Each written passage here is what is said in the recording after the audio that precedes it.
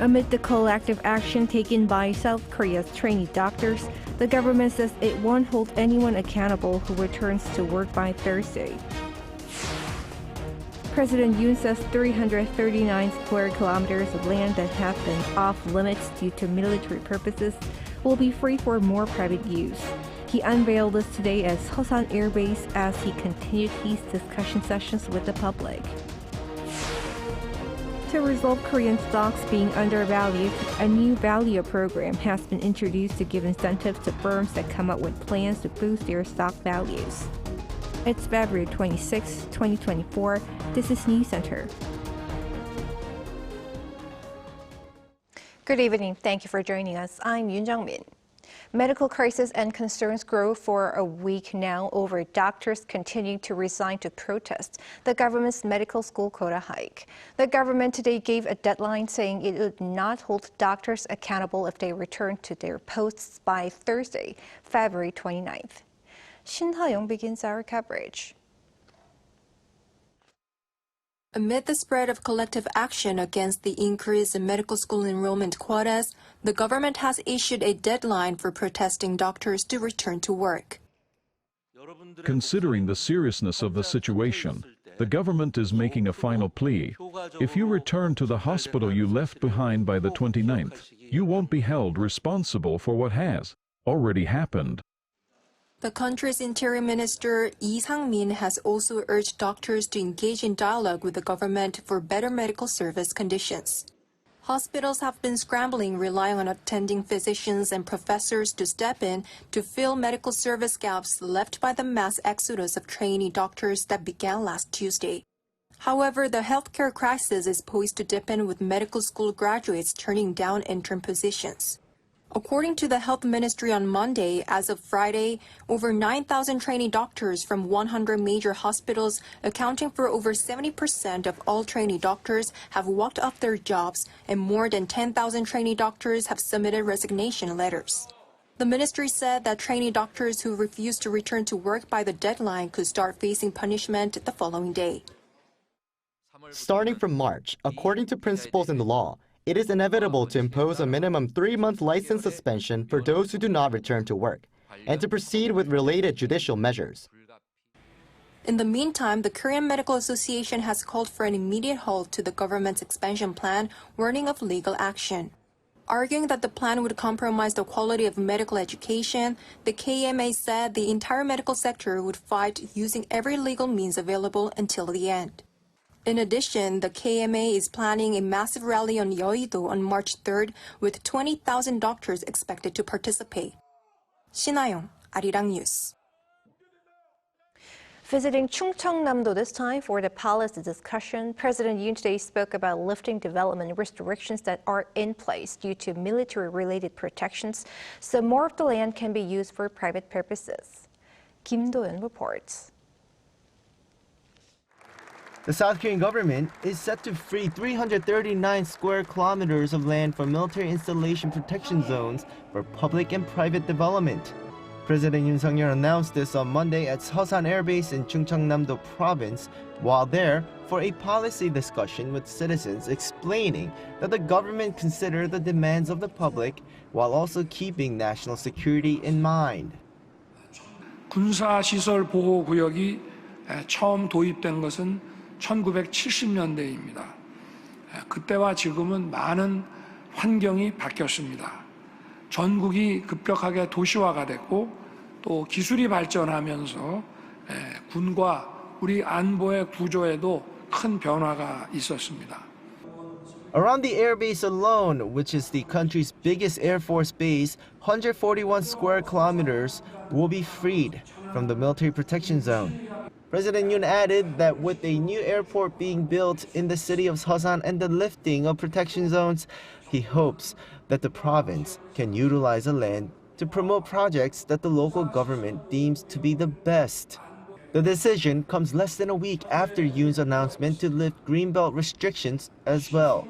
With the 2 development restrictions gone in the region, Yoon says he has high hopes for the region. 그동안 충남은 자동차, 디스플레이 등 우리 주력 산업을 키워왔고 자체 발광 OLED를 세계 최초로 양산에 냈습니다. 지금 충남은 아산만을 중심으로 서해안 산업 핵심 기지가 되겠다는 비전을 가지고 있습니다. He also pledged to create industrial complexes in cities nearby. And as Chungcheongnam-do province is home to the headquarters of the Army, Navy, and Air Force, he will create a cluster for the defense industries centered in Nonsan. 지금 그 논산에 추진 중인 국방 미래기술 연구센터 그리고 태안에 추진 중인 드론 연구개발 활주로 테스트베드 요거는 지금 사타가 진행 중인데 마무리되는 대로 신속하게 추진할 것입니다. In addition, at the discussion were also local residents who spoke of the needs of the people living outside the capital region. For example, one resident shared her excitement over the new National Police Hospital opening in Asan, which would be open to civilians as well. In addition, parents and students requested that the local education system be improved. Kim Do-yeon, Arirang News. To resolve the so-called Korea discount where local stocks are being undervalued, a new corporate value program has been introduced to give incentives to firms that set their own plans to boost stock values voluntarily. An Sung-jin provides details. Despite substantial growth of the equity market over the past 10 years, Korea is still undervalued due to inefficient capital investment. This phenomenon is known as the Korea discount. The price-to-earnings, or PE ratio, indicates whether a stock at its current market price is expensive or cheap. The price-to-book value ratio, known as the PB ratio, demonstrates the total assets minus any liabilities on a given company's account books. While both are key indicators of a company's financial stability and prospects, the figures for South Korean firms hover below the average of advanced countries. A professor says that there are a couple of reasons for this. The ones that are cited most often is the risk from North Korea.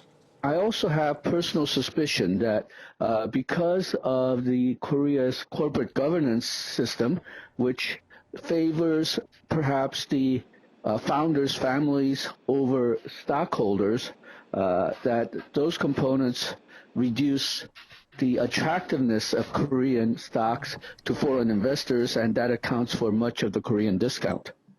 To tackle this ongoing economic task, the government shared key details of the Value Up Corporate program at its first policy seminar on Monday. It aims to create a positive feedback loop where listed companies get a proper valuation so that investors can secure a profit and then further reinvest in the capital market. The framework includes supporting listed companies and investors and establishing a system to support the implementation of the Corporate Value Up program. The government will provide tax incentives for companies that voluntarily practice a shareholder return policy. To assist investors in assessing company performance, the government will also create the Korea Value Up Index composed of listed companies that have shown profitability or a high corporate value by September. Today's outline is only the first step to upgrading our capital market. We will sufficiently communicate with companies and investors by providing specific details until we can get rid of the concept of Korea discount. The government aims to concretize guidelines for the Corporate Value Up program throughout the first half of the year. The plan is a medium to long-term agenda, and further commitments and continuous reforms will be needed to effectively boost corporate value. An Sung-jin, Arirang News. In line with global efforts to ease carbon footprints, the government has shared a roadmap to green growth that includes tangible support for green startups. Moon Tae-ryun has more. In an emergency economic meeting held on Monday, the government revealed its plans for strengthening the country's green industry for global markets. We will be strengthening support for the green industry by fostering 1,000 green startups by 2027. It also aims to nurture 10 select pre-unicorn firms in the industry. Pre-unicorn companies are startups with a value of over 100 billion Korean won, or roughly $75 million. The government plans to provide step-by-step support from setting up their business to overseas expansion, including operating a green startup lab where companies can test run their technologies and products. As pre-unicorn companies are currently unable to apply for various types of support due to their comparatively lower sales, the government is aiming to supplement this. Furthermore, 10 key sectors of green businesses have been selected for concentrated support, as the government deems domestic technology in said areas to be among the world's best. These include the likes of secondary batteries, renewable energy waste, and waste plastic. In order to advance into new overseas markets, the government will be targeting specific environmental problems facing each country and offering solutions. Examples stated were proposing alternatives for safe water management policies in Southeast Asian countries and branding Seoul's resource circulation policies for South American countries that are reliant on landfill sites without recycling. Another topic area that was discussed in the meeting was furthering financial support for vulnerable groups such as small business owners that are struggling with high interest rates on their loans. By the end of next month, the government plans to come up with a specific outline for who will be able to receive support and how, such as offering rent support and returning interest paid on loans. 문혜련, Arirang News.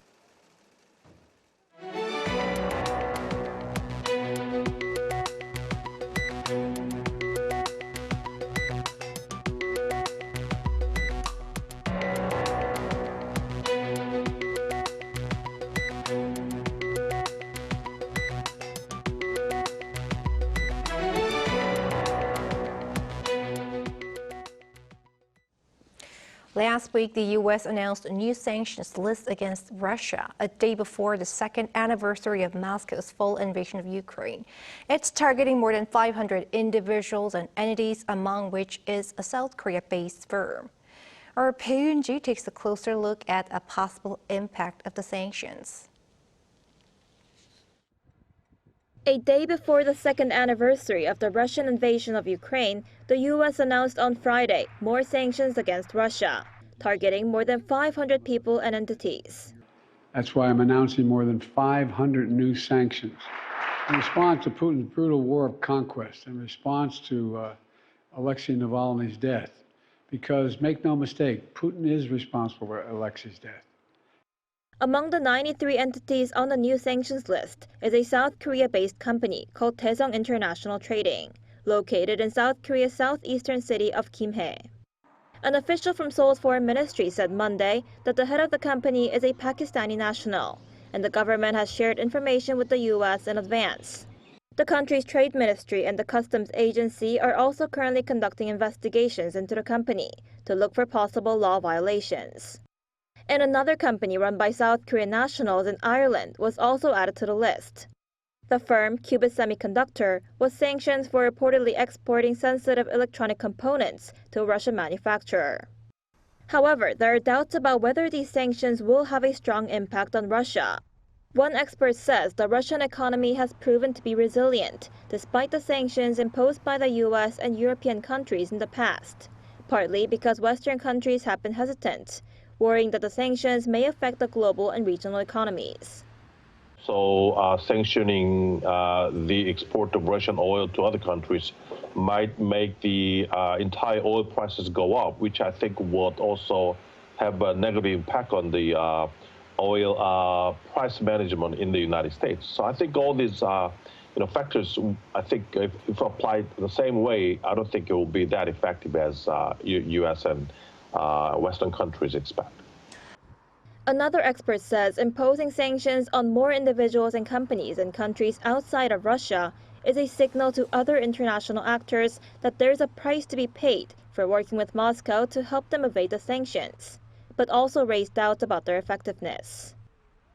So I don't think this is going to change the game. The one thing that can really change the game is getting weapons to the Ukrainians immediately and getting them longer range artillery. That's the thing that will change this. Arirang News. At the Berlin International Film Festival this past weekend, much applause was extended to a pair of Korean directors, including Sang-soo, for his latest screen production. He won the Silver Bear Grand Jury Prize for the new film. Lee Eun-jin has the plot and more.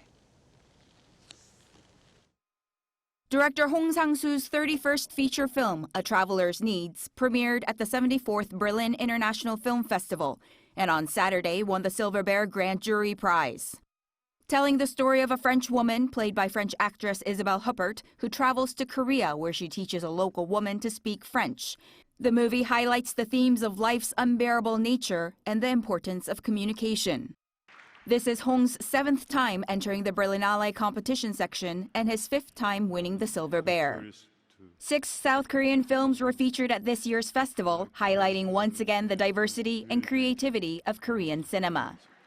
In his acceptance speech, Hong thanked the jury for the prize and said he did not know what the jurors saw in his film exactly, which drew laughter from the audience. But he also expressed how he trusted working with actress Isabelle Huppert. This might sound very, very irresponsible, but I don't know what I am doing in a way. As I said to her, I have some objective. And I have a kind of a recognized working method that I like, I have developed, and I believe in a certain, how can I say, happening between people. Huppert has developed a unique relationship with the Korean auteur. Marking her 3rd film with Hong, she spoke of how everything in her relationship with the director has been unscripted and by chance. I did 2 other films with Sang-soo, and his way of making films is unique. I only know him for doing films like this, and so I was enthusiastic about repeating the experience. In fact, it's very difficult to project yourself in a story or in a role because there is no role and no story. So, and this is what I really like about it. Also in competition at the festival was the feature directorial debut of Kim Hae-young.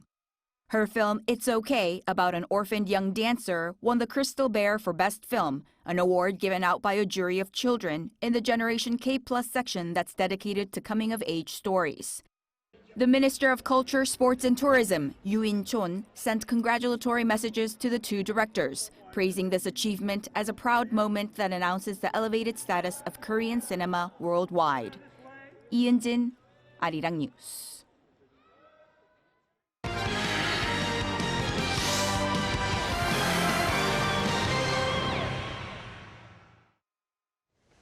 It's time now to take a look at what's been happening in the world of sports. Joining us in the studio is our sports editor, Paulini. Hi, Paul. Hello. Let's first begin with the Table Tennis World Championship that wrapped up in Busan over the weekend. Yes, the men's team, South Korea's men's team, won the bronze medal after they lost to China on Saturday in the semi-finals. But they came ever so close to going through. They lost narrowly 3-2 in a best-of-5. Korea won the first game. Jang Eugin beat Wang Chuqin 3-1, but then China responded. Fang Zhendong beat Im Jong-hun 3-0. Korea then went 2-1 up, with Lee Sang-soo beating Ma Long 3-2. But parity was restored when Fan beat Jang 3-0. Then for the victory, that was sealed when the Chinese player Huang beat Im 3-0. They went on to win the tournament outright as well, the Chinese beating France 3-0 in Sunday's final. In the women's game, China were also the victors. They beat Japan 3-2. But impressed with how the event went overall, the head of the Korea Table Tennis Association, Yoo Sung-min, said he wants to bring the individual tournament to Korea at the earliest date possible. Moving on to football, South Korea's women's team had a friendly over the weekend. How did they get on? Well, they won. They beat Czech Republic 2-1 on Saturday in Portugal. Ji Soyeon opened the scoring just 16 minutes in, converting a free kick from way out. Casey Fair then made it 2-0 early in the second half. Eva Bartonova halved the deficit for the Czechs, but Korea saw the game out to earn their first win of 2024. It was an experienced lineup named by manager Colin Bell. For Ji, it was her 155th cap, while Jang Sil-gi earned her 100th. The match was seen as part of preparations for the 2026 AFC Asian Cup as Korea haven't qualified for the Olympics in Paris this year. And sticking with the national teams, the men's team might have a temporary head coach in charge for the World Cup qualifiers in March. Yes, that's what Yonhap News has been reporting over the weekend. But initially, the KFA didn't want to go down this route. But with the new K-League season just around the corner, the KFA faced something of a backlash for hinting at appointing a current manager from Korea's domestic league. It was argued that this showed a lack of respect for the K-League and its clubs. But a source told Yonhap that a KFA meeting, the committee chairman Chang Hae-sung, had a change of heart after they met again on Saturday. Korea faced Thailand twice, first on March 21st and then on March 26th, so there isn't enough time to appoint a new full-time manager. It was announced today also that a third meeting will be held tomorrow at 2 p.m. with a briefing at 4 about who will be placed in charge.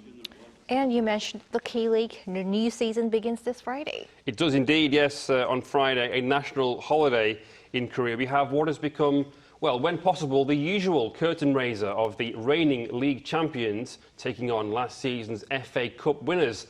That means that Ulsan HD in the East Coast Derby take on Pohang Steelers at 2 p.m. Korea time.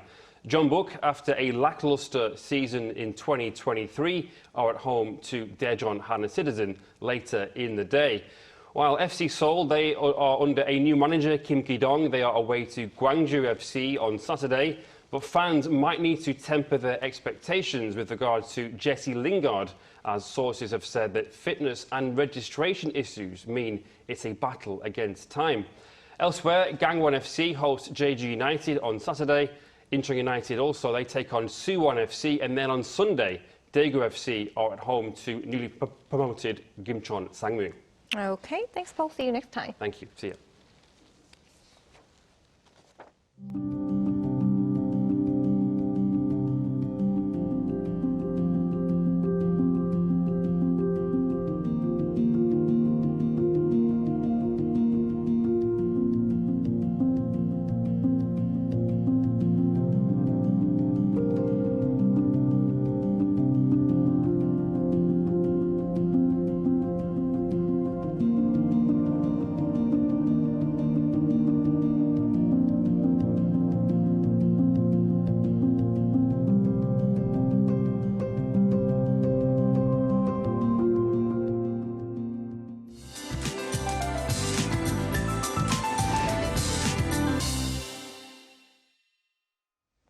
This morning, the center part of the country experienced a flash of freezing cold.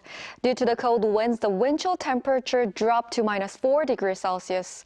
The lowest temperature in Seoul tomorrow will remain at 1 degree Celsius. Fortunately, it will rise to 9 degrees in the middle of the day, slightly exceeding the previous year's temperatures. As the daily temperature differences widen to around 10 degrees, you should dress in layers.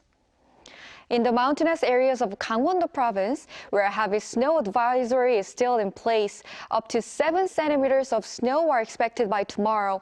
The east coast areas of Gangwon-do province will also receive up to 5 centimeters. Tomorrow morning will start off in cold conditions. Chuncheon at -3 degrees, Daejeon and Daegu 0 degrees.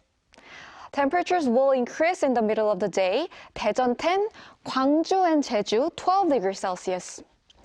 This coming Thursday, it's forecast to rain or snow across the country. After the rain stops, spring frost is expected. That's all for Korea. Here are the weather conditions around the world.